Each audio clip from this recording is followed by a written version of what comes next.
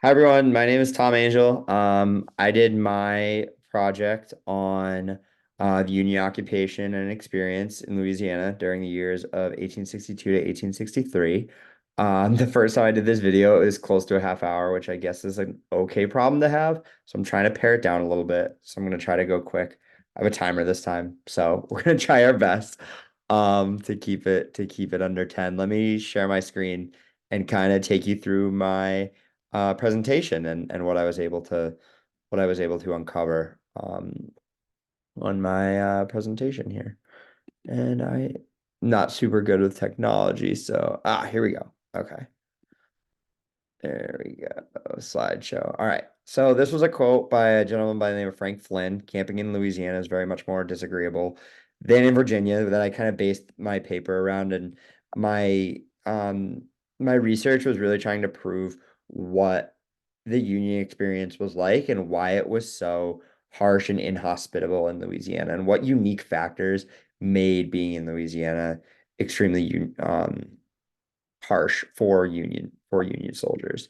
So this is my table of contents. Introduction to my research question: naval capture and occupation, daily life of soldiers, Creole, not Creole Williams. Sorry, David Lee Murphy. My three Ds: flora and fauna, takeaway and conclusion, as well. So then we've got the research question. This got updated a lot. I originally wanted to focus specifically on Vermont soldiers, but I expanded it to New England. Um, and the Northeast really in general. Went through some significant changes. I really appreciated Dr. D's help with kind of figuring out where I wanted my question to go and kind of looking at it more of like almost like a travel log in terms of them experiencing a place they'd never been to and what that looked like culturally and geographically. One reason for this paper, for my own sake, was I recently went to New Orleans in February, and I got a chance to experience the unique climate, environment, and culture. And that really helped inspire and kick off this paper. So I was asking, what unique commonalities did Northern Civil War soldiers share while experiencing the climate, geography, and culture of Louisiana during the years 1862 and 1863, and how did that shape their view of the war? I also was looking at what specifically made it inhospitable, and I get into that further in my paper. I kind of started with, in terms of my process, I started and focused more on my paper and then developed my research project, or my video presentation project from that. So this is kind of a result and a product of my paper, which I still have a little bit of tweaking to do, obviously, but that's why it's a couple days late. I apologize. Paintings of the naval capture in New Orleans. I just like to do this with my students. I teach sixth grade, and we always do a lot of work with visual literacy and doing it like, what do we see in the image? What do we think about the image? What do we wonder about? So these images were really powerful, and I found myself looking at them a lot. Showing the capture of New Orleans by David G. Farragut by the artist Julian Oliver Davidson on the right was really interesting to me. These are a couple of quotes about the capture of New Orleans. Southern leaders felt New Orleans was not going to be overcome, but David Farragut made sure that it was overcome militarily. He went past the forts and was able to take over the mostly defenseless city. What I thought was interesting about that is he had the force to destroy the city, but he didn't have the army yet to occupy it. So that led to some awkward tensions as well. So I spent a lot of time in this project using quotations in my presentation to kind of try to illuminate for you as well. The occupation of New Orleans, General Benjamin the Beast Butler, who I recommend listening to the Dollop. They have a really great episode about him. They're two comedians who kind of riff on U.S. history. He had an infamous order known as Order Number 28, known as the Woman Order, for any a woman who was seen insulting or making fun of or being disrespectful to Union soldiers, they could be treating her as a prostitute, essentially. It's very infamous, widely ridiculed throughout the North and the South. And that's an image here of a chamber pot, kind of to show their displeasure. And they still can't stand him in New Orleans whenever you bring him up. To historians or people who are interested in history, they still have strong negative feelings about him. Um, Feelings towards ordinary soldiers. We have a couple of quotes here. Henry A. Gardner with a good one about how Yankees were spit upon and everything was done to our boys to provoke a riot. There was an anecdote by Frank Flynn about a comrade of his who wasn't even welcome in a church. And when he walked into a church, the priest forcefully escorting him out. Frank Flynn does a lot to summarize the experience, and I'll be exploring him kind of further in this presentation. And he was someone whose diary I really looked at a lot throughout my time. The daily life of soldiers in New Orleans, they had to deal with disease, they had to deal with the monotony of being a soldier in an occupied zone, and lots of drilling as well. And the monotony of that obviously took its toll.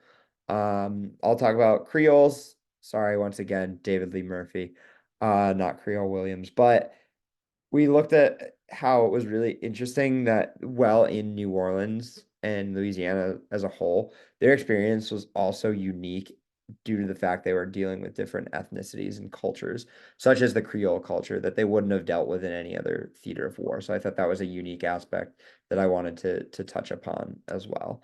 Um, Kind of going forward here, we have the three Ds. The first one, disease. Yellow fever was a disease that was specifically um, worse and prevalent in a place like New Orleans. And actually, Benjamin the Beast Butler did a lot of work and had to take extreme measures to avoid significant outbreaks. The people of New Orleans thought the Union soldiers were gonna essentially be whisked away by the yellow fever, but that wasn't the case due to Benjamin Butler's initiatives. But obviously there was still lots of sickness regardless. Lawrence Van Alstyne really highlights that in a lot of what he wrote about, and how he honestly became numb to it towards the end of his writing. And there was a scene where and I'll talk about this here in this slide, he had two neighbors in the hospital and he woke up and they had both passed away of illness. And this obviously wasn't unique necessarily to New Orleans as and Louisiana, as there was disease and pestilence in really any of the theaters of war. But what was unique was the specific yellow fever that they had to contend with, and even with all the measures they took to quarantine certain ships and to increase sanitation and to clean out animal material and debris, they still had other types of diseases that were really common. So that was disease and death, two of the three Ds. And the last one was dampness. You really couldn't be in New Orleans without dealing with water. It's like dealing with sand in a desert. There were pools of standing water consistently. They would go on long marches and be drenched on the regular. It was described as walls of water. And I kind of can show you a couple images here. They didn't have a modern drainage system like other cities at the time did.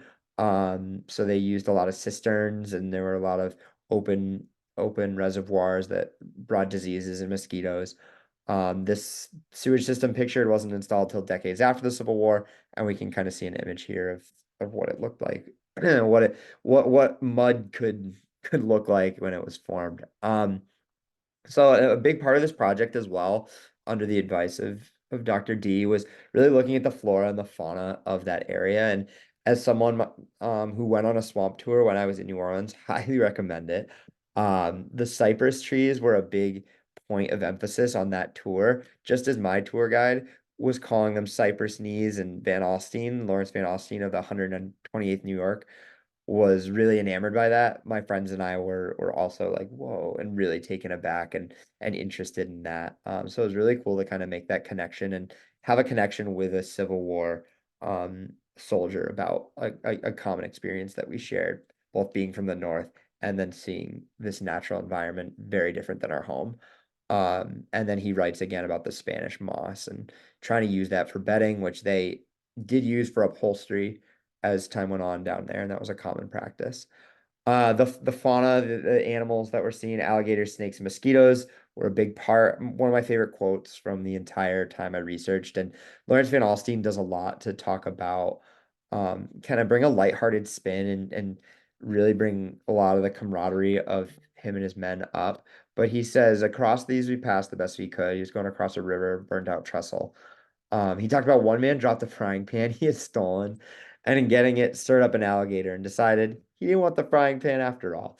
So I thought that that was it was humorous, and he does a good job to kind of give those everyday details about what he was experiencing and going through with his men, because unlike other theaters of war at the time, New Orleans and Louisiana didn't have the long they didn't have as many battles. It wasn't as there was a lot more downtime. There were only a few battles in comparison with other theaters like the Peninsula Campaign or later the Overland Campaign, where there were battles almost every day, especially in the latter one I mentioned.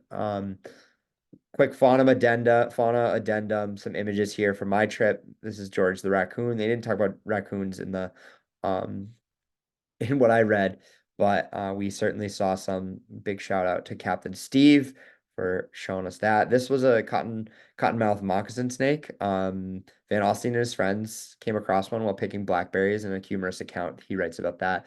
And then an image of an alligator and some turtles that we saw that I can relate to Van Alstyne and Frank Flynn about what they saw. We were on the West Pearl River, a little bit east of New Orleans. Takeaways and conclusions. I'm going to read this quote in full because I think this does a really good job to kind of summarize what I noticed and went through as I was going through this project. And obviously, regardless of what theater of war you were in, it was hell for all participants. Needless to say that Louisiana was no exception, and in many cases it was far worse, due to the natural environment and the climate of the swamps and the heat and the pestilence. And I'll talk about what Frank Flynn really summed up and kind of I culminated my paper with. So entering the Potomac, the men realized that they were no longer on Louisiana waters. All summer, the troops in Louisiana had been obliged to drink warm, dirty water from rivers, bayous, and mud holes. And when upon arriving at Georgetown Heights, the cool, delicious springs were found bubbling out of the rocks. The satisfaction was unbounded, and many men lingered around them as if attracted by some fairy spell. I thought that really highlighted how happy they were to be back on the East Coast, right? Away from the swamps, away from the mud, away from the bayous, and could just get a cool, refreshing drink of water without having to worry as much. So that really sums it up. I'll just show you my sources really briefly to kind of highlight what I found. I'm most of the way done with my paper, so this is what my paper is so far. I'm really happy with it. But it still has a little bit of work to do, admittedly.